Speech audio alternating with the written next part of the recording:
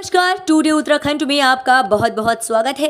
मैं हूं आपके साथ वैशाली। हमारे प्यारे राज्य उत्तराखंड से जुड़ी हुई खबरों को जानने के लिए टुडे उत्तराखंड को सब्सक्राइब करें और उत्तराखंड के किस जिले से ये वीडियो देख रहे हैं कमेंट बॉक्स में हमें ज़रूर बताएं।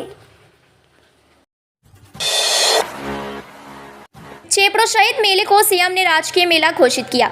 मुख्यमंत्री पुष्कर सिंह धामी ने चेपड़ो शहीद मेले को राजकीय मेला घोषित करते हुए कहा कि इसका आयोजन अब हर साल होगा। इस दौरान उन्होंने 5 करोड़ के कार्यों का लोकार्पण और 16 करोड़ के कार्यों का उद्घाटन कर थराली विधानसभा के लिए 17 नई योजनाओं की स्वीकृति भी प्रदान की।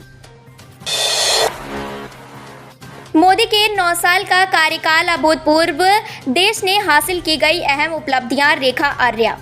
उत्तराखंड की कैबिनेट मंत्री रेखा आर्या ने कहा कि प्रधानमंत्री नरेंद्र मोदी का 9 वर्ष का कार्यकाल अभूतपूर्व रहा है।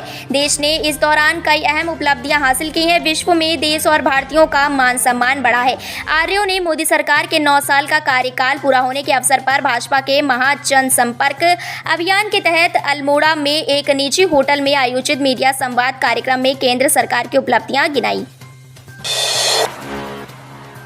प्रदेश में 2 नए शहर बसाने को केंद्र ने दी मंजूरी। प्रस्तावित स्थानों के निरीक्षण के लिए आएगी टीम। प्रदेश में काशीपुर व डोईवाला के निकट 2 नए शहर बसाने को केंद्र सरकार ने प्रारंभिक तौर पर हरी झंडी दिखा दी है। आवास विभाग ने केंद्रीय आवासन और शहरी कार्य मंत्रालय में सर्व सुविधा संपन्न शहर का प्रस्तुतिकरण दे दिया है, जिस पर सहमति बताते हुए दोनों स्थानों का निरीक्षण करने जल्द ही केंद्र की टीम आएगी। राज्य ने इन शहरों का 1100 करोड़ का प्रस्ताव मंत्रालय को भेजा था। देहरादून और हरिद्वार में बनेंगे चिल्ड्रन ट्रैफिक पार्क। बच्चों की दी जाएगी यातायात के नियमों की जानकारी। उत्तराखंड में बच्चों को शुरुआत से ही यातायात के नियमों की जानकारी देने के लिए चिल्ड्रन ट्रैफिक पार्क खोलने की कवायद अब तेज हो गई है।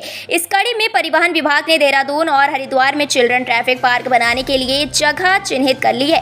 प्रदेश के अन्य जिलों में भी पार्क के लिए जमीन की तलाश की जा रही है। जमीन मिलने के बाद इन जिलों में भी चिल्ड्रन ट्रैफिक पार्क खोले जाएंगे।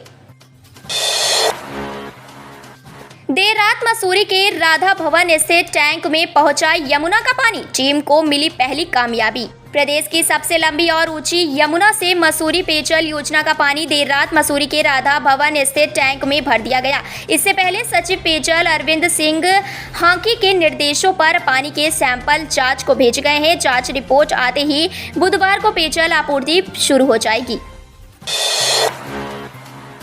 हेमलता के सहारे नए संसद भवन पर छाई एपड़ कला। देश भर की महिला कलाकारों के साथ मिलकर बनाई पेंटिंग। भारत के नए संसद भवन में कुमाऊं की एपड़ कला को स्थान दिया गया है। अब देश भर के सांसद उत्तराखंड की प्रसिद्ध लोक कला को देखेंगे और इसके बारे में जानने के लिए उत्सुक होंगे। एपड़ कला के संरक्षण और संवर्धन के लिए कार्य कर रही मुक्तेश्वर की हेमलता कबडवाल ने भारत के विभिन्न प्रदेशों के कलाकारों के साथ मिलकर संसद भवन के लिए वॉल पेंटिंग बनाई है।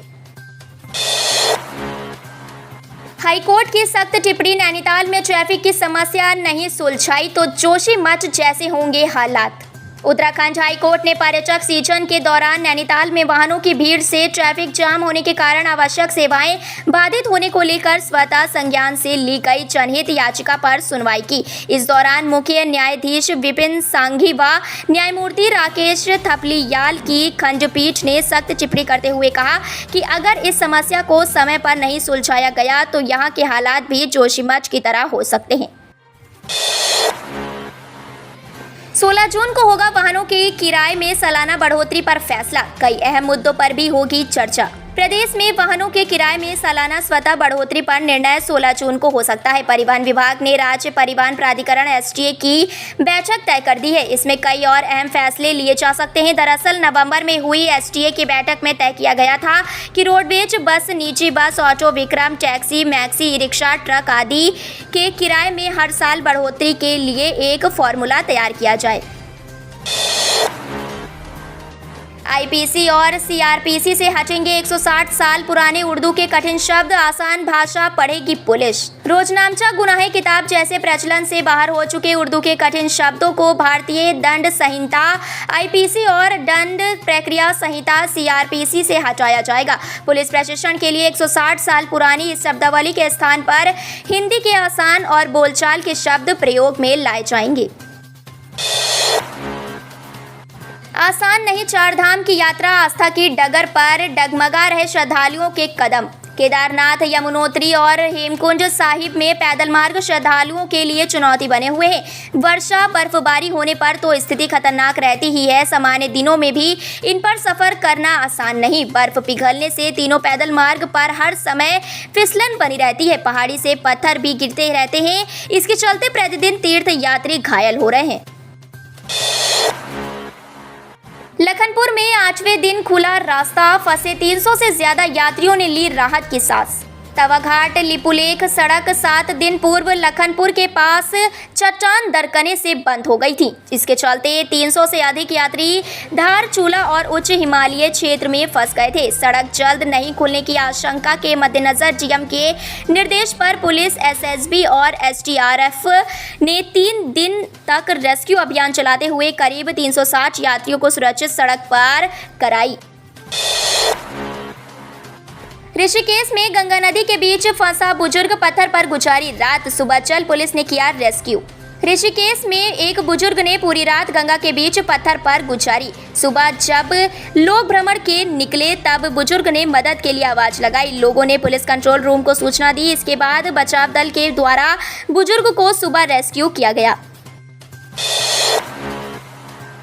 स्टीयरिंग फेल होने से मकान के छत पर गिरी पुरानी एम्बुलेंस, महिला को प्रसव के लिए लाते वक्त हादसा। जीवन दायिनी कही जाने वाली आपातकालीन 108 सेवा में ही जिंदगी दांव पर लग गई। प्रसूता को लेकर नागरिक चिकित्सालय की ओर जा रही इमरजेंसी सेवा का जालली रोड पर स्टीयरिंग फेल हो गया। असंतुलित एम्बुलेंस किलकोच के मोड़ पर एक मकान की छत पर जा पलटी। संयोग से वाहन की गति धीमी थी और पहाड़ी के सहारे गिरी। इससे बड़ा हादसा टल गया। हादसे में 5 लोग चोटिल हो गए।